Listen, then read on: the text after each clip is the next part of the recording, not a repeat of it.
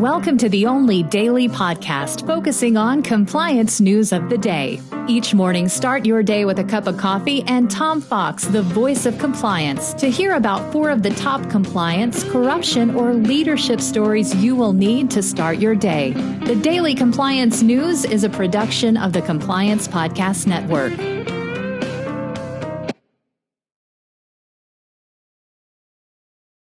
March 16, 2021, the Braskem Redux edition. And we begin with that story from Dylan Tokar at the Wall Street Journal Risk and Compliance Journal. Braskem SA has opened an internal investigation into bribery allegations made last year by the former chief executive of Pemex, Mexico state-run oil company.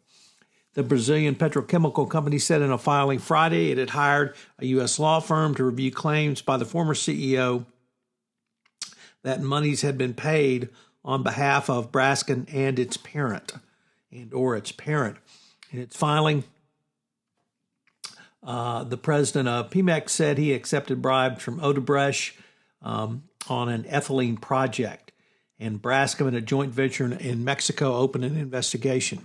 I'm really surprised that Braskem had not started this investigation earlier. This is a fairly well-known allegation. Of course, Braskem was under a fairly robust monitorship after its 2016 settlement.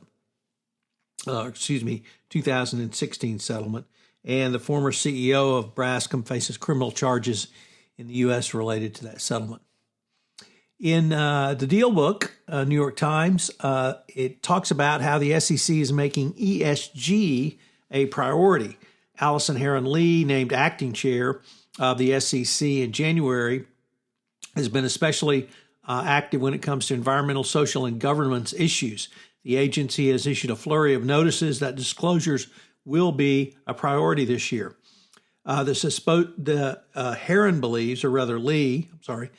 Heron-Lee believes that the distinction between what's good and what's profitable is diminishing, and acting in pursuit of the public interest and acting to maximize the bottom line are becoming complementary and indeed are even merging. So that's certainly a change from the Trump administration, which saw doing good as really no part of a corporation's remit.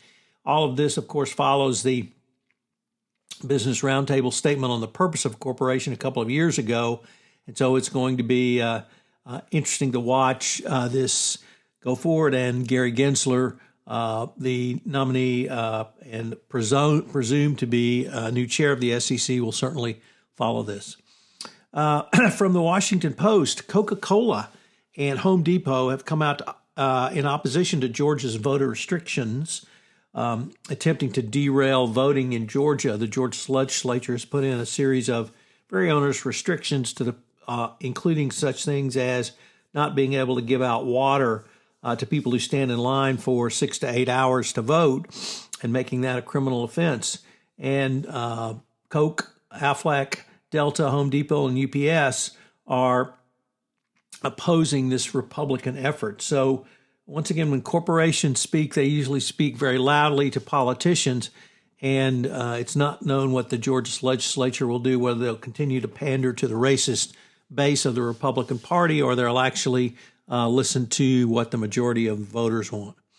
And finally, from the always great Andrew Hill on management column in the Financial Times, which appears each Monday, he talks about hybrid work and the hybrid work model that we will all be working under as the pandemic lessens and vaccines continue to be passed out, and asks several questions about that and what you will do and your employer will do in this new situation.